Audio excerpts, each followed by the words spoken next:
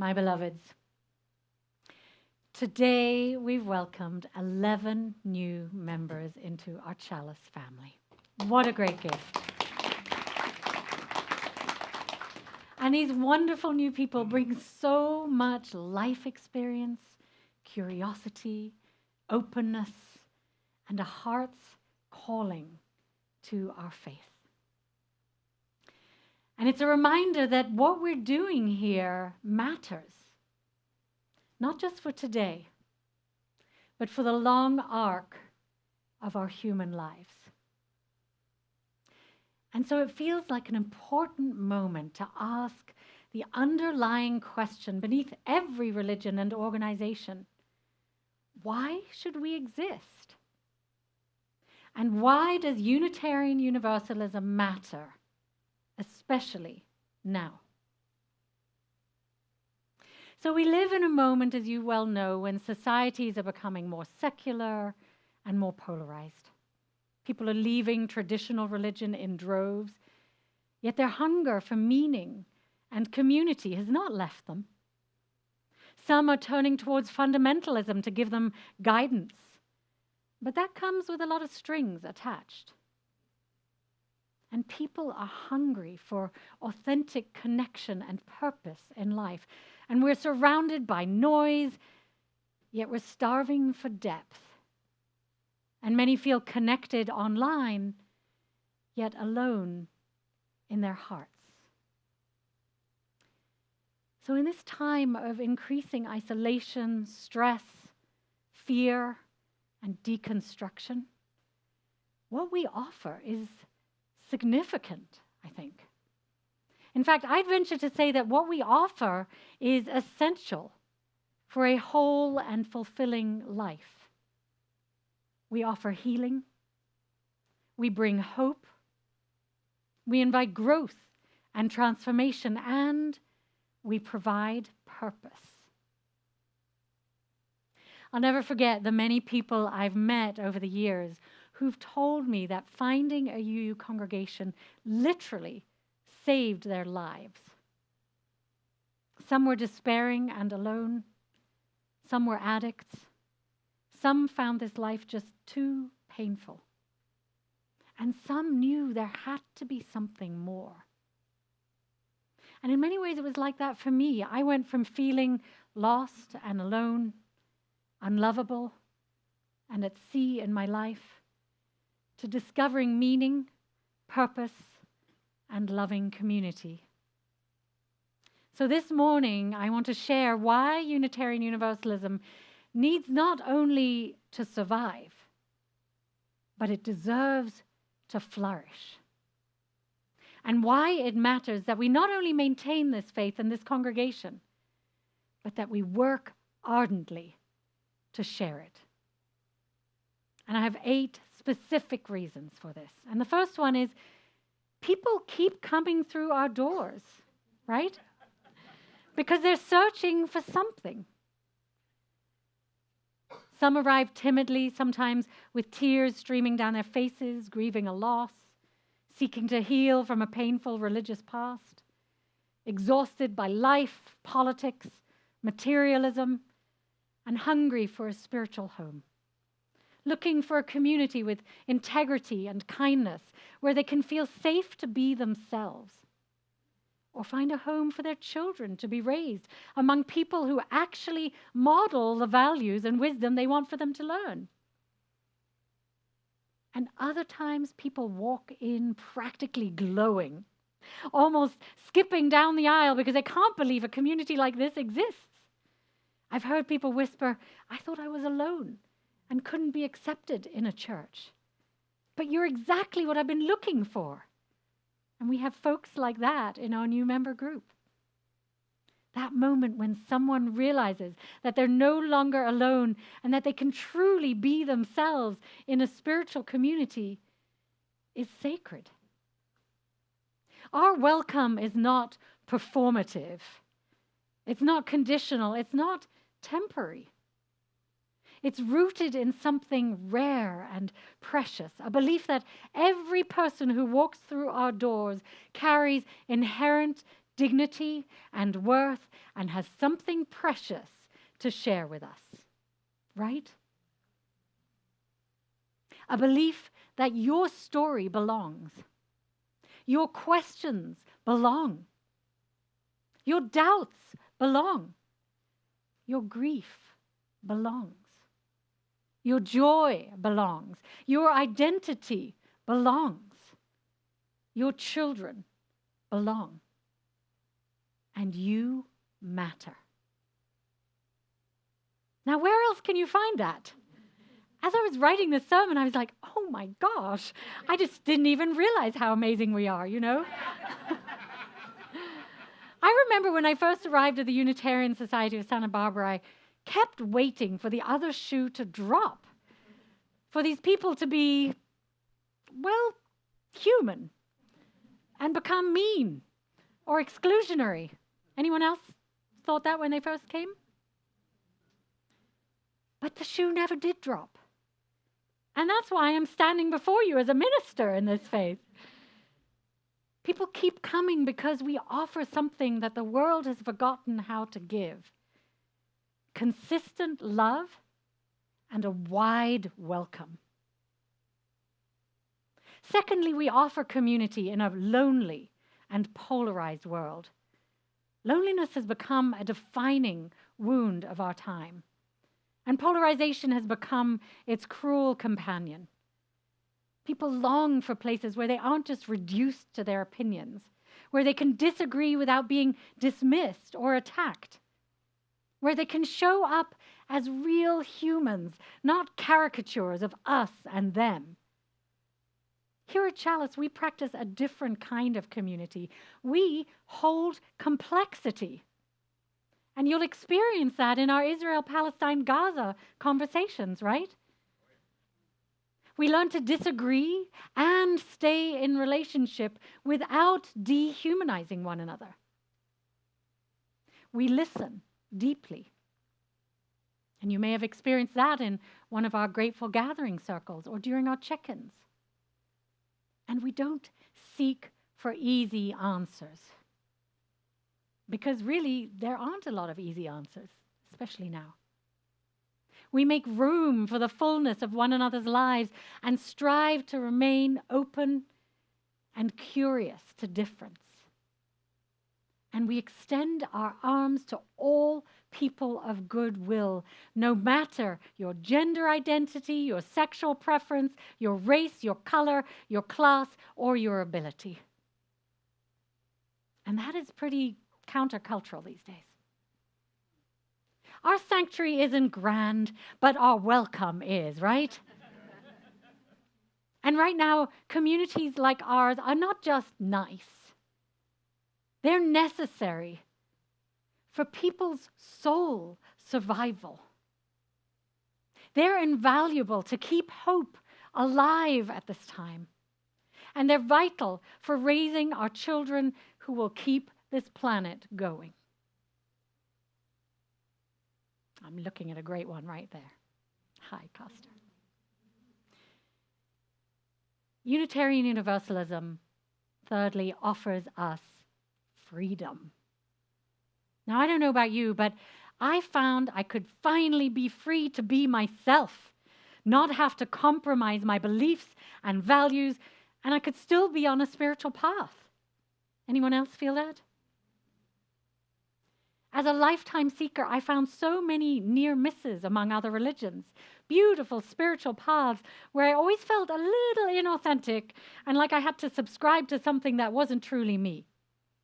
But when I found Unitarian Universalism, I didn't even know how much I'd been stifling my questions and my discomfort with doctrine or established norms. I didn't know how I'd suppressed my longing for a faith that could hold all of the complexity of the human heart, of history and religion. And then I walked into a Unitarian Universalist community, and I found I could breathe. For the first time, I could simply be me. I could be curious, restless, wondering, doubting, seeking and learning and ever growing. I didn't have to pretend anymore. I didn't have to hide my doubts. And I didn't have to fit into a theological box that never really fit to begin with. And I didn't have to subscribe to someone else's answers. I got to find my own within the container of a loving spiritual community. And the same is true for all of you. I discovered that questions were not a failure of faith. They were a doorway into deeper truth. I discovered that doubt was not a sin. It was a sign of an honest living faith, of being human and trying to figure out this mystery of life. And I discovered that the wisdom of many traditions could actually live together in one heart, in one community, without contradicting each other. Who knew? And that was freedom. And I've never looked back. Fourthly, we are one of the few faiths that can speak to both the secular and the spiritual. At Chalice, we have atheists and Buddhists, Christians, Jews and pagans, mystics and humanists, scientists and seekers, all sitting next to each other. And we all fit. Isn't that strange? We fit because our faith doesn't demand uniformity. It celebrates pluralism. It celebrates free thinking. It honors science as well as the mystery. We believe truth is too vast for any one tradition to contain, and we believe the journey is more important than the destination.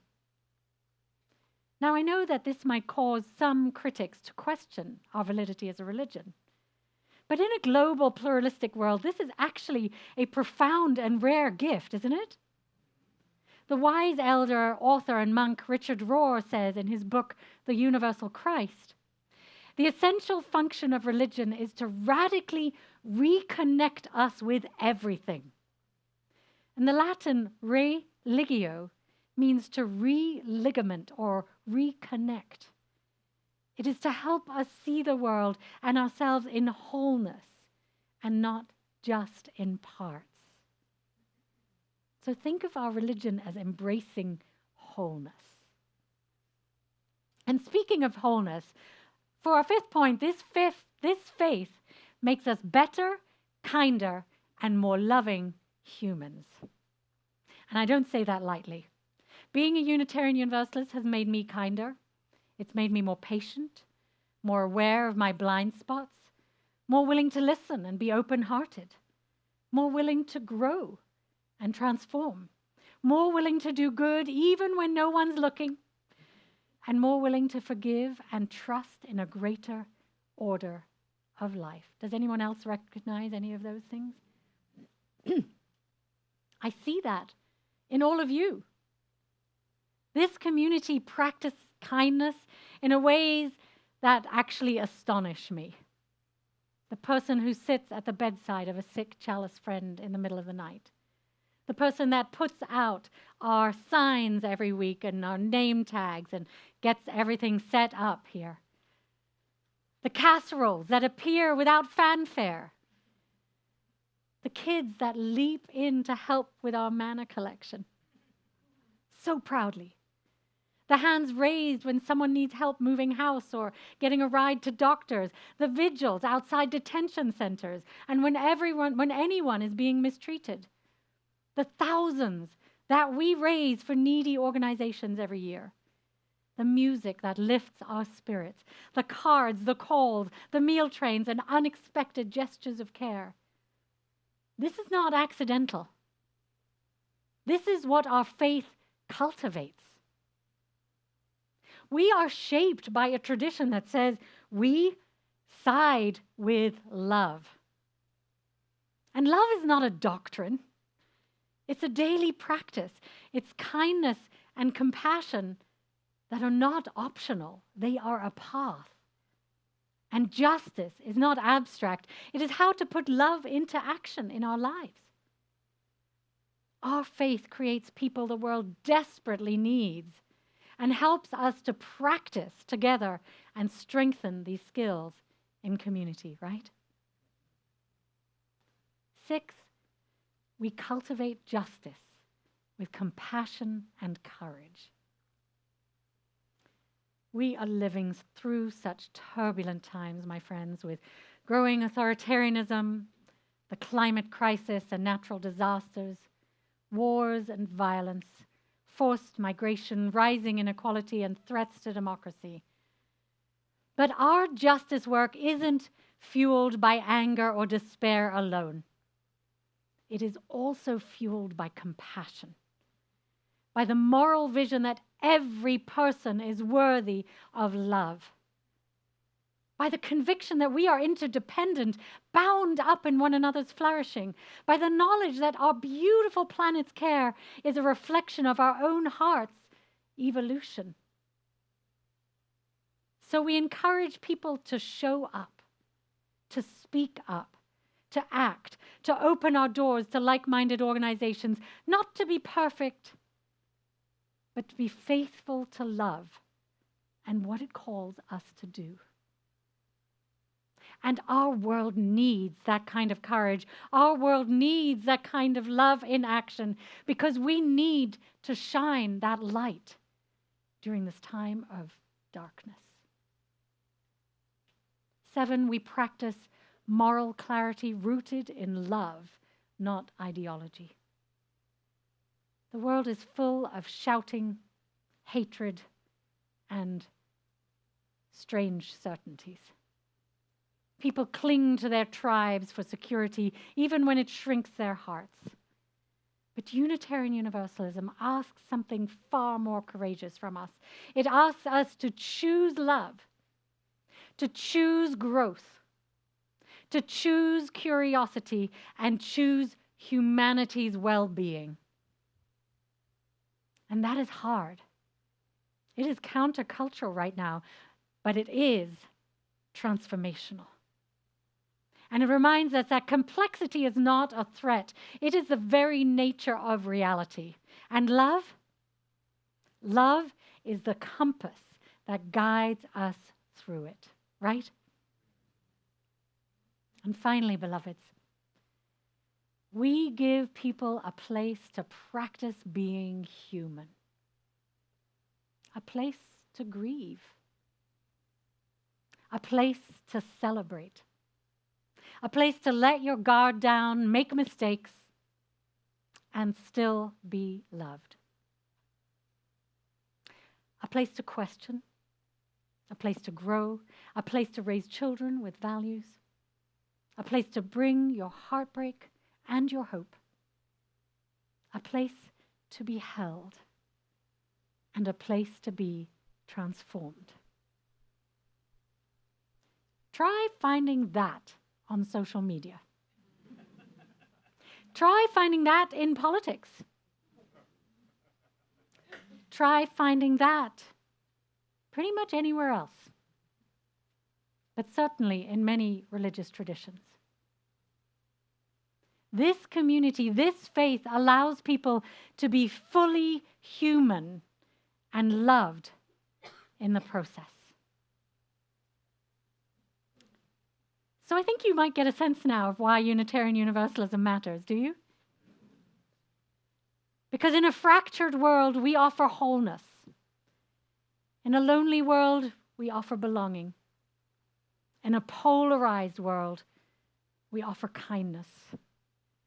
In a dogmatic world, we offer freedom. In a disenchanted world, we offer meaning. In an unjust world, we offer justice and equity. In a cynical world, we offer hope. And in a fearful world, we offer love. People keep coming through our doors, searching for exactly what we provide. And this faith gave me and so many of you freedom, authenticity, and a path of real spiritual growth. This faith makes us better, more generous, more caring humans, and the world urgently needs people like that. So, my beloveds, I want you to realize this is not just another religion or a social club or a community. It is a gift desperately needed by our neighbors, our nation, and our world. So let us not hide this gift. Let's not just keep it to ourselves. Let us extend our welcome widely. Let us invite those who are searching for a place like this, even if they don't yet know such a place exists or that they need it. And there are probably millions out there like that. So I invite us to live our UU values boldly, humbly, and lovingly. Let us be a beacon in a world that needs light. And as we sang earlier, be ours a religion which, like sunshine, goes everywhere. For Unitarian Universalism matters, my friends. It matters deeply. Can I hear a yes? Yes. And we, you and I, this Chalice community, we are its stewards. So I invite you to join me in caring for and sharing our faith, because you never know whose life you might save. May it be so.